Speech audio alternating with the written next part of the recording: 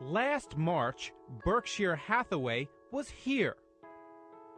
Now it's here. You don't measure Warren Buffett by the price of Berkshire Hathaway stock. And I think this is what's happening in the market is a good example of why value trading is so important, because very few people know when to sell. I think it's more important to know when to buy. Now, you might not have wanted to buy Berkshire Hathaway when it was trading at 140, but at the prices it's trading now, you absolutely do want to buy. The stock has been beaten up, but what is at the core of Berkshire Hathaway are companies that are making money. Berkshire and Buffett are battered and under fire like never before.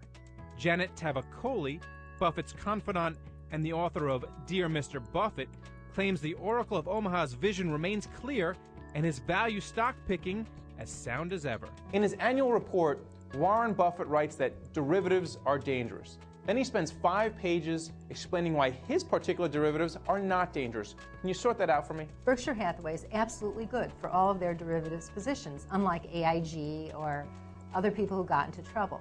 But he has been caught flat-footed, because when you have these kinds of derivatives positions, even though you don't have to pay out immediately, even though you may never pay, prudently you have to keep reserves against them. So naturally, you'd rather have that cash free in an environment like today to play around in the market and find good values. And he can't do that as flexibly. Warren Buffett got into GE and Goldman Sachs last summer. It seems like there was a bit of market timing there, and it seems like he didn't really do the due diligence and the stocks came down. What happened there? It was not classic Buffett.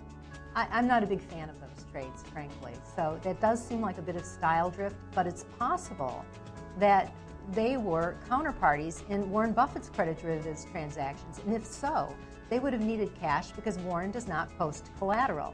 Now, Goldman is certainly a likely counterparty, so there may have been some, one-hand